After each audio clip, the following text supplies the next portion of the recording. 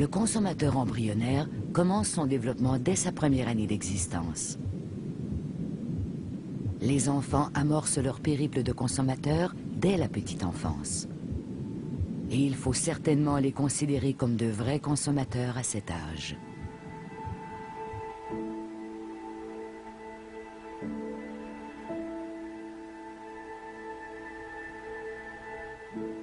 Depuis le baby-boom qui a fait suite à la Deuxième Guerre mondiale, jamais les Américains n'avaient vécu entourés d'un aussi grand nombre d'enfants.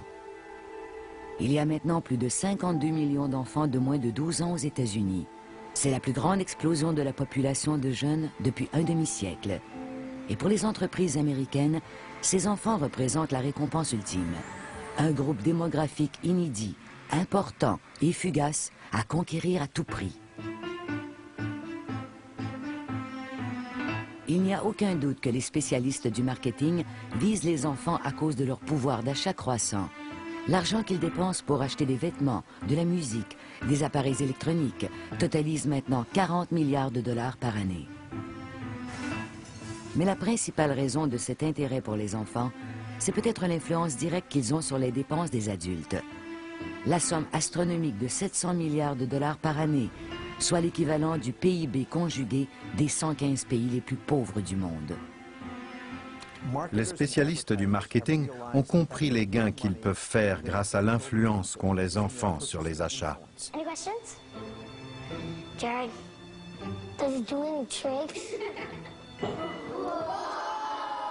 Does that work for you? Le pouvoir d'achat des enfants et leur influence sur les achats ont poussé les spécialistes du marketing et les publicitaires à adopter des stratégies beaucoup plus délibérées.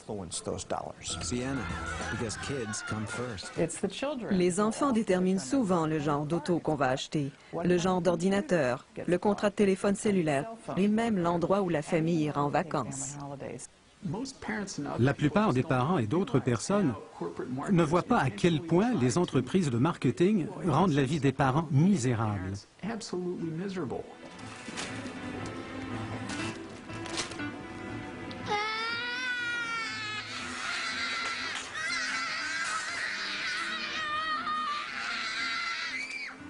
Les stratèges du marketing ont étudié tout le phénomène du harcèlement. Quelles entreprises y parviennent le mieux et elles conseillent d'autres entreprises sur les crises les plus efficaces. Les enfants répètent parfois « Est-ce que je peux ?» jusqu'à 9 fois.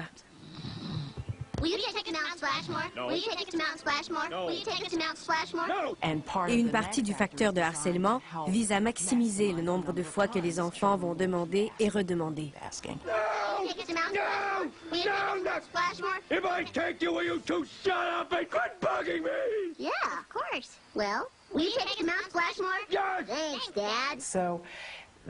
Ces enfants ont donc un pouvoir économique très important. Les publicitaires le savent et ils les ciblent comme jamais auparavant.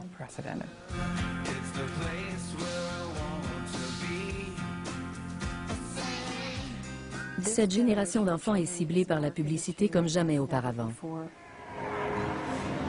Les enfants sont soumis aux concessions de licences de marque, au placement de produits, à la publicité dans les écoles, à la publicité furtive et le marketing viral.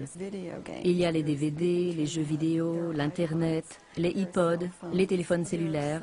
Il y a tellement de façons de joindre les enfants qu'on leur met une marque devant le visage à tout moment de la journée. On assiste à une immersion commerciale tous azimuts qui tente de convaincre les enfants par tous les moyens possibles. Les enfants sont inondés. Ils sont submergés par ce blitz médiatique. Les enfants sont en mode multitâche avec les médias. Ils sont donc plus vulnérables. Ils sont bombardés de plus de 3000 messages publicitaires par jour. Ces gens tentent de convaincre nos enfants que la vie consiste à acheter, à acquérir.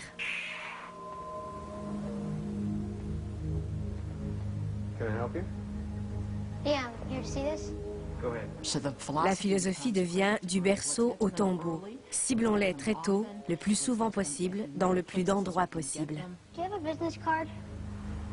Pas juste pour leur vendre des produits et services, mais pour en faire des consommateurs à vie.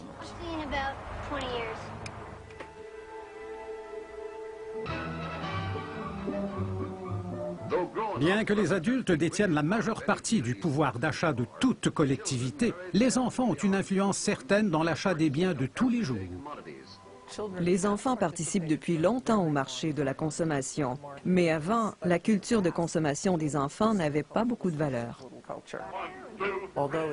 Même s'il est vrai qu'il y avait de la publicité destinée aux enfants dans les années 50, 60 et même 70, c'était très peu par rapport à aujourd'hui.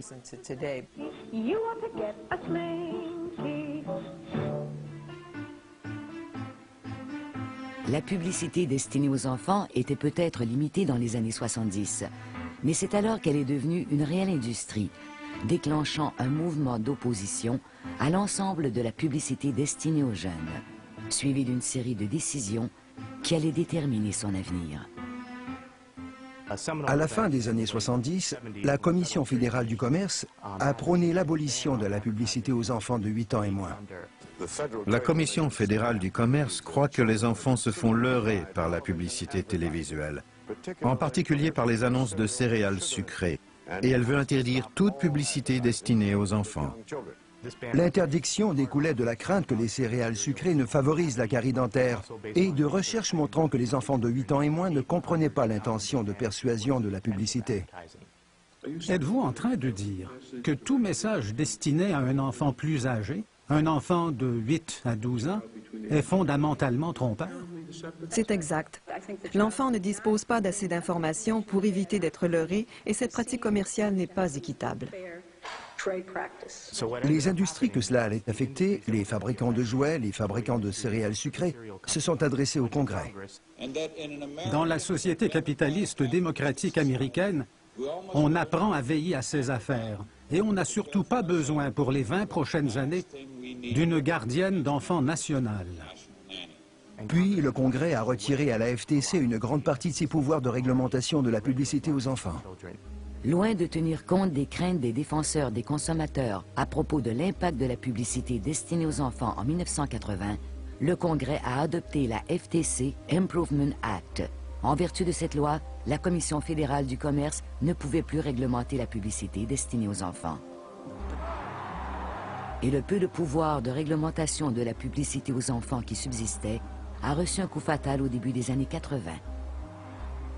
Le gouvernement n'est pas la solution à notre problème. Le gouvernement est le problème. Dans les années 1980, les États-Unis s'étaient entichés du marché et ils pensaient que le marché allait tout régler et qu'il fallait déréglementer l'industrie. Pour ceux qui possèdent des stations de télévision, j'ai une annonce à faire. Comme vous le savez, je n'ai jamais aimé la machine gouvernementale. Et on n'a pas à substituer le jugement des bureaucrates de Washington à celui des diffuseurs professionnels.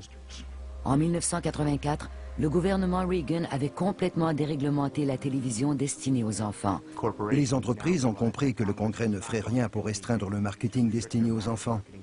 Et plusieurs spécialistes ont découvert que les enfants représentaient un marché énorme. Pendant les 2 décennies qui ont précédé la déréglementation, les dépenses des enfants consommateurs augmentaient peu, de 4% par année environ. Depuis la déréglementation, elles augmentent de 35% par année. Elles sont passées de 4,2 milliards de dollars par année en 1984 à 40 milliards aujourd'hui, une augmentation de 852%. La déréglementation a ouvert la porte à un genre de marketing visant les enfants, du jamais vu avant le milieu des années 1980. Quand j'étais petit, Hopalong Cassidy jouait à la télévision. Ça a été l'une des premières émissions pour enfants. Ce n'est que lorsque la série a connu un grand succès qu'ils ont lancé la boîte à lunch. Maintenant, ils conçoivent la boîte à lunch et les figurines d'abord. Voilà pourquoi George Lucas a dit « Je ne suis pas un réalisateur, je suis un fabricant de jouets ». Tout comme Star Wars. La force du marketing associe son nom à une foule de produits, des masques, des figurines, des sabres lumineux, des casques, des bonbons, des tasses, d'autres bonbons, des jouets à ressort, des figurines, des céréales et même un livre à succès.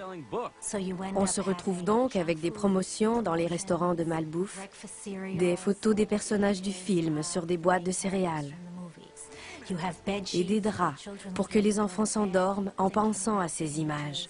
Puis, ils vont à l'école avec leur sac à dos et leur boîte à lunch où il y a les mêmes images que sur les t-shirts et les chaussures de leurs amis et ils les réclament. Hello, Scooby-Doo crackers.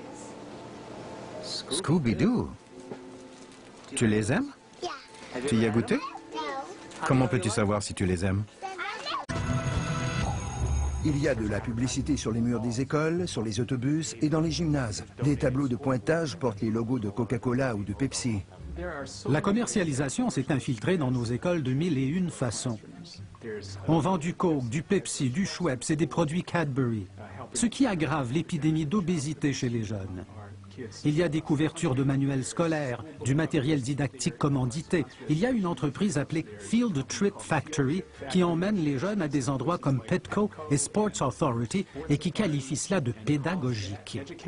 Les enfants des garderies de Chicago font une excursion pédagogique, mais les animaux qu'ils vont voir ne sont pas au zoo. Bienvenue chez Petco. Dans tout le pays, de plus en plus d'écoles emmènent leurs élèves dans des centres commerciaux. Une entreprise appelée Bus Radio tente de contraindre 1 million d'enfants d'écouter 8 minutes de publicité par heure chaque fois qu'ils montent à bord. Bossradio.com. Nous pigeons un nom au hasard et si vous gagnez, nous donnerons aussi 2 billets au conducteur de votre autobus. Vous pouvez passer du temps ensemble et partager un coke. Envoyez-nous un courriel dès que vous arrivez à la maison. La mission de l'école est de promouvoir la raison. Et la mission de la publicité est de contourner la raison, de promouvoir la vente d'un produit. Et ne serait-ce que pour cette raison, la publicité n'a pas sa place dans les écoles. L'effort visant à produire de jeunes consommateurs ne s'arrête plus à la porte de l'école. Il y pénètre. Si la publicité suit les enfants à l'école, elle en sort aussi, sous la forme de recherches plus poussées, ayant produit des experts en marketing destinés aux enfants, dotés de formidables outils scientifiques. Des psychologues, des anthropologues, des sociologues et des spécialistes des sciences du comportement aident les publicitaires à définir et à figer les préférences de marque des enfants. Ils veulent participer à la trame de la vie des enfants. Il n'y avait pas de conférence consacrée au marketing jeunesse il y a 12 ans. Il y en a maintenant une quinzaine par année. Sur les préados, les ados, la collectivité latino-américaine, comment faire connaître votre produit, votre programme, vos ensembles, vos personnages, vos campagnes publicitaires, comment les joindre plus efficacement, les faire dépenser davantage. C'est du marketing et on ne peut pas blâmer les gens de cela. Mais est-ce qu'il y a un contrepoids dans les échanges? Plus de discussions sur ce qui est bon pour les enfants? Sur la manière de faire progresser notre société? Non. Vous êtes psychologue, vous faites de la recherche. Vous savez ce qui distingue un enfant de 3 ans d'un enfant de 5 ans. Vous savez comment rejoindre un enfant de 3 ans. Vous savez qu'il faut un rythme plus lent, qu'il faut des figures arrondies, parce que ça plaît aux enfants de cet âge. Vous savez aussi que les enfants de 5 ans ont des préoccupations très différentes. Vous pouvez donc affiner votre marketing pour mieux communiquer avec les enfants. On voit les indices de comportement dans leur regard, surtout chez les enfants qui n'ont pas encore le sens de l'autorégulation. Vous savez, tous leurs gestes sont très descriptifs. Et quand on prend ce qu'ils disent, qu'on associe cela au regard qu'ils ont quand ils le disent et à leurs indices de comportement, on obtient une mesure très forte de l'effet d'un produit sur eux. Un autre moyen est la recherche ethnographique, qui, soumise aux objectifs des publicitaires, est devenue une sorte de harcèlement scientifique. Ils vont dans les supermarchés avec eux et ils filment précisément comment ils regardent un produit, comment ils le prennent, le remettent en place, comment ils évoluent dans le supermarché. Ils les filment dans les terrains de jeu, à l'école, au petit déjeuner, quand ils ouvrent leur placard et ils choisissent les vêtements qu'ils vont porter. De quoi aurais-tu besoin de plus? Ils les filment en train de parler à leurs amis, ils organisent de petits cercles d'amis, ils filment ce qu'ils font. Ils suivent même les enfants dans les salles de bain. J'ai interviewé quelques personnes qui ont observé des enfants en train de prendre un bain ou une douche, d'interagir avec le shampoing, le savon et les produits de beauté. Ça donne la chair de poule. Cette manière dont les publicitaires dissèquent les enfants et les regardent au microscope. Cette nouvelle science de la consommation engendre une nouvelle science de l'enfance. Et il y a sans doute peu d'endroits où les divers éléments de cette science se fusionnent aussi bien qu'à la Girls Intelligence Agency. Le produit type de la GIA est ce qu'on appelle la pyjama party dans une boîte. On demande aux enfants de mousser un certain produit, ou on organise des fêtes où on demande aux enfants de dire ce qu'ils pensent des produits. What is the hottest item? The sleep mask, the fuzzy phone, or the beauty kits? Fuzzy phone. Ils leur demandent d'être sournoises, de leur fournir des renseignements sur leurs amis, à l'insu de leurs amis. Ils enseignent aux enfants comment exploiter leurs amis. C'est très répandu autour de nous et le public n'en est pas conscient, comme du neuromarketing d'ailleurs. C'est une nouvelle approche qui fait peur. On place un enfant dans un appareil d'IRM, on voit ce qui se passe dans son cerveau, d'après le stimulus, et puis on dit « Waouh, ça fonctionne, c'est bon, regardez ce qui se passe ». Ils font des tests de clignement des yeux, par exemple. Ils font des publicités et ils observent à quelle fréquence l'enfant cligne des yeux ou détourne le regard. Quand l'enfant cligne davantage les yeux, ils la modifient pour la rendre plus fascinante. Il y a des choses dont les enfants ne peuvent pas détourner le regard et ce n'est pas un hasard. On a fait toutes sortes de tests de haute technicité afin de trouver la configuration précise des personnages, des couleurs, de la musique, des mots et ainsi de suite, pour que ce soit irrésistible pour un enfant. Quelqu'un m'a demandé, « Lucy, est-ce que c'est conforme à l'éthique? Tu manipules ces enfants. » Est-ce éthique? Je ne sais pas. Mais notre rôle à Initiative est de mousser les produits. Et si on sait comment mousser un produit de manière créatrice, en recourant à un véhicule médiatique donné, alors on a fait notre travail. Ils sont les consommateurs de demain, les consommateurs adultes de demain. Parlons-leur maintenant, établissons une relation quand ils sont plus jeunes et nous les aurons en tant qu'adultes. Je l'affirme, ces publicitaires sont très similaires aux pédophiles. Ce sont des experts des enfants. Pour être pédophile ou publicitaire auprès des enfants, il faut connaître les enfants et ce qu'ils veulent. Les enfants adorent la publicité. C'est un cadeau, quelque chose qu'ils veulent. Il faut parler en passant du fait d'être là les premiers, de marquer les enfants et de les posséder de cette manière. Un comportement antisocial quand on recherche un produit est une bonne chose.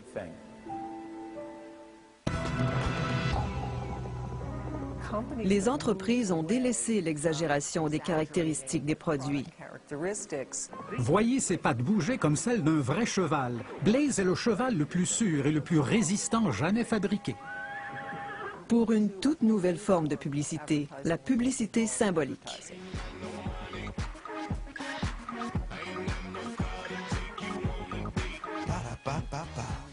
Le produit est vendu non pas en fonction de ce qu'il peut faire ou de sa saveur, mais pour sa signification sociale.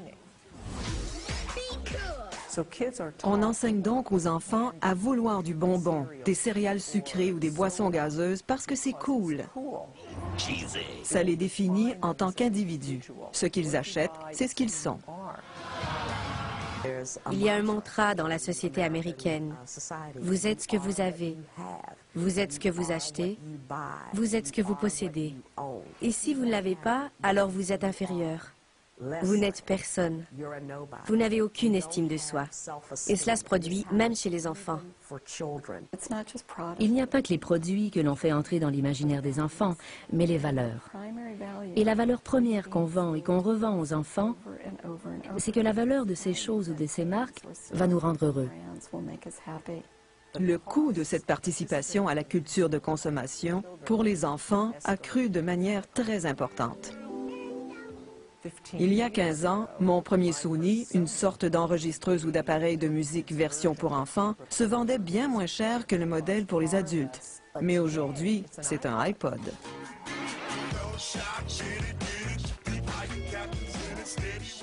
Aux enfants de première, deuxième, troisième, quatrième année, des produits très très chers.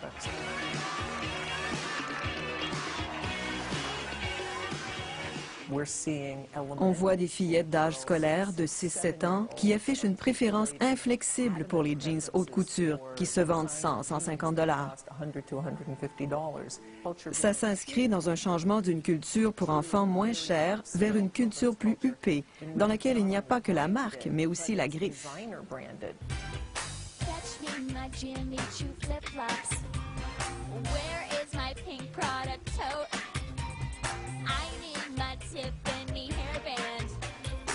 C'est « il me le faut, donne-le-moi ».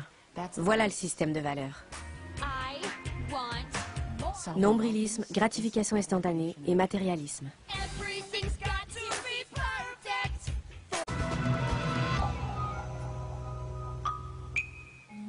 Des millions de parents trouvent maintenant un réconfort dans ce qui apparaît comme une contre-tendance.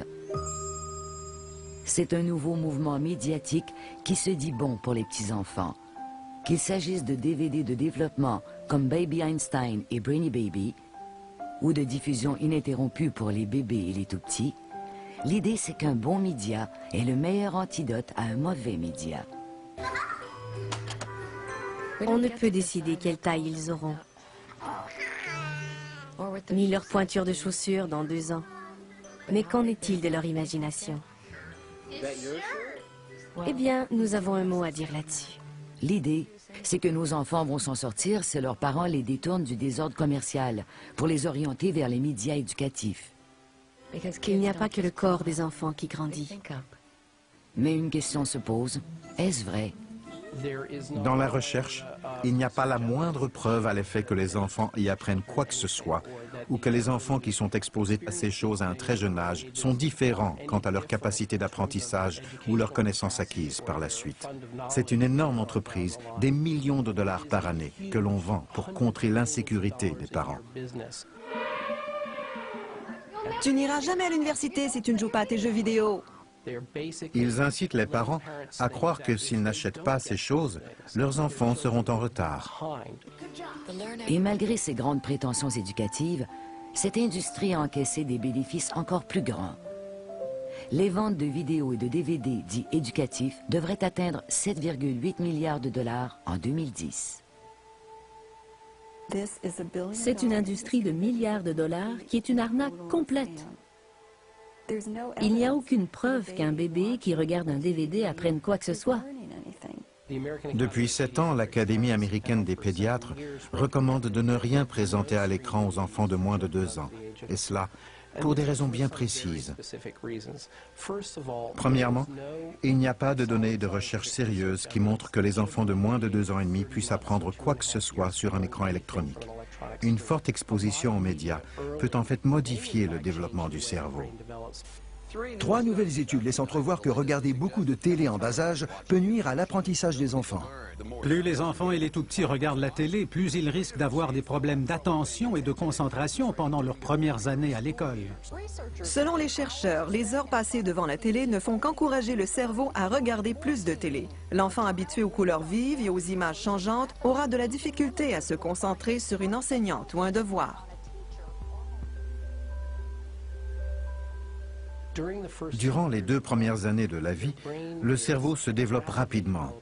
Et ce qu'on sait du développement optimal du cerveau pendant ces 2 premières années critiques, c'est qu'il dépend des interactions face à face avec d'autres personnes, parents, frères et sœurs, d'autres enfants, et de la manipulation du milieu physique, comme le fait d'empiler des blocs ou de se mettre un Cheerio dans la bouche. Jouer de manière créative à résoudre des problèmes est bien supérieur au meilleur logiciel d'infodivertissement qui soit. Quelle est la chose la plus importante pour un enfant de 0 à 2 ans?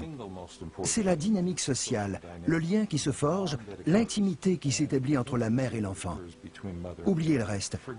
Cet élément est le fondement de confiance et de tout l'apprentissage plus poussé qui va suivre. Il faut que cela se fasse. Donc, si on sacrifie la confiance, ce lien, les enjeux d'attachement pour avoir un bébé Einstein, un ordinateur et des vidéos dans la chambre, on ne comprend vraiment pas le développement de l'enfant. L'espace nécessaire à la pensée est compromis. On est immergé, on n'est plus en soi, on s'élimine. Quand avez-vous des moments paisibles non structurés? Quand l'enfant peut-il être un enfant et jouer? Selon un rapport récent de l'Académie américaine de pédiatrie, les médias commerciaux transforment de manière radicale la manière dont les enfants jouent. Les chercheurs ont trouvé que même si le jeu libre et non structuré est essentiel au bien-être cognitif, physique, social et émotionnel des enfants, le temps que les enfants de 6 à 8 ans consacrent aux jeux créatifs a diminué considérablement pendant la dernière décennie. Et chez les 9 à 12 ans, pendant la même période, le jeu créatif a décru de 94 %. La chose qu'il importe de ne pas oublier au sujet du jeu créatif, c'est que c'est un des fondements de l'apprentissage et que cela donne un sens à la vie des enfants. Nous élevons une génération d'enfants qui n'auront jamais connu l'expérience de devoir s'amuser ou de se calmer.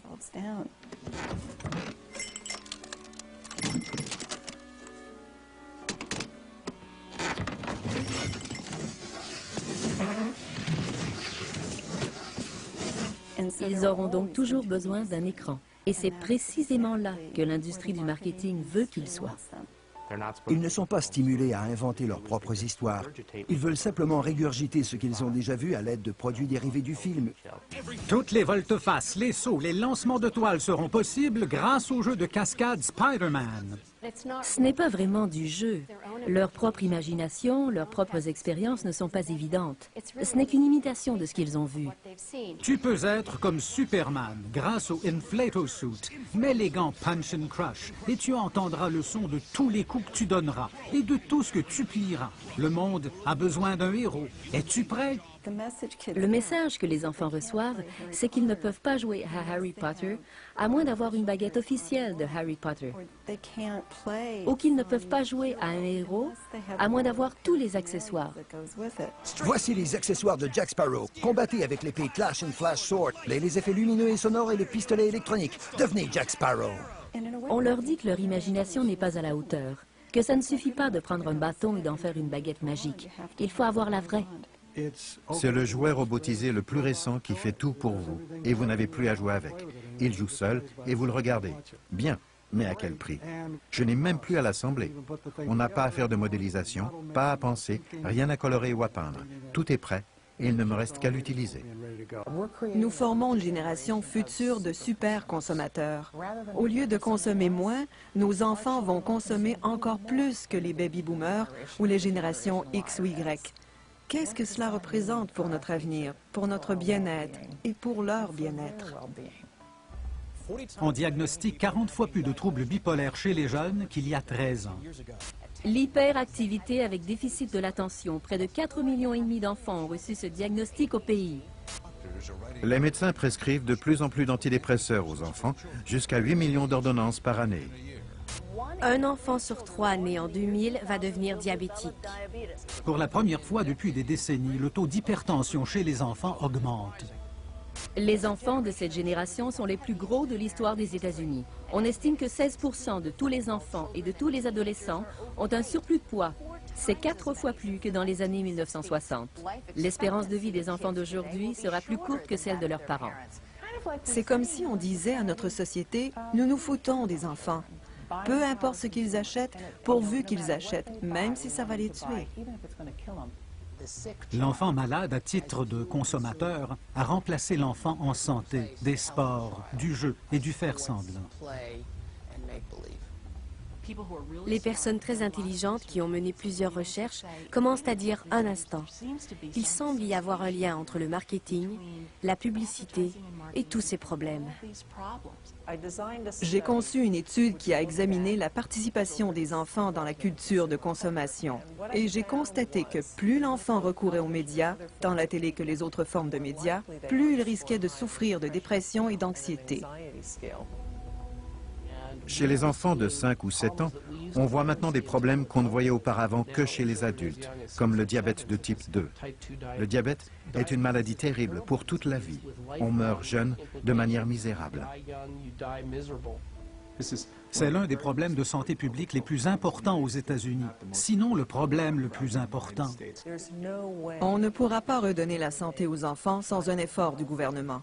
On l'a fait dans d'autres domaines, pour la sécurité des enfants. On a voté des lois sur le port du casque, le port des ceintures de sécurité, la vente du tabac aux enfants, mais on accepte de laisser les enfants aux mains de ces personnes qui ne cherchent qu'à faire des bénéfices sans se préoccuper des effets sur la santé et le bien-être. Le point de vue de l'industrie du marketing, c'est que tout repose sur les parents et qu'ils doivent être les seuls gardiens. Et les parents? Les parents ont la responsabilité de tout ce que fait l'enfant. N'est-ce pas la responsabilité des parents? N'est-ce pas aux parents de surveiller ce que leurs enfants mangent et ce qu'ils regardent? Le choix de ce qu'on va acheter et donner à manger aux enfants n'est-il pas celui des parents, en fin de compte? Des adultes responsables diront que bien sûr les parents ont cette responsabilité. Mais si les enfants ne sont pas avec leurs parents 24 heures sur 24, s'ils sont dans une école où il y a plein de publicité et de marketing, ou dans une garderie où il y a de la publicité, si quelqu'un les invite à une fête où on fait de la vente sournoise ou de la recherche de marketing, je pense que c'est beaucoup demander aux parents que d'assumer toute la responsabilité. Le rôle de la FTC et de la FCC est de protéger les enfants quand le marché ne les protège pas.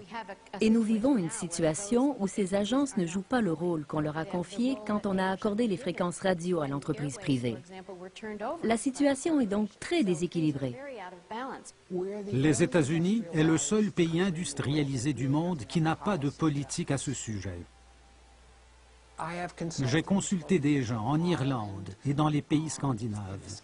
Ils ne permettent pas ce genre de publicité. Mais généralement, quand on débat de ce sujet, l'industrie fait valoir les droits du premier amendement de la Constitution. Je dis qu'ils ont le droit d'invoquer la Constitution, mais ils doivent aussi assumer la honte. Honte à eux. Il s'agit de notre avenir et ils savent que c'est mal. Il s'agit beaucoup plus que de la vente de produits et services. Si nous nous préoccupons de ce qui nourrit l'esprit humain, si nous tenons aux relations humaines, alors nous devons nous préoccuper de cet enjeu.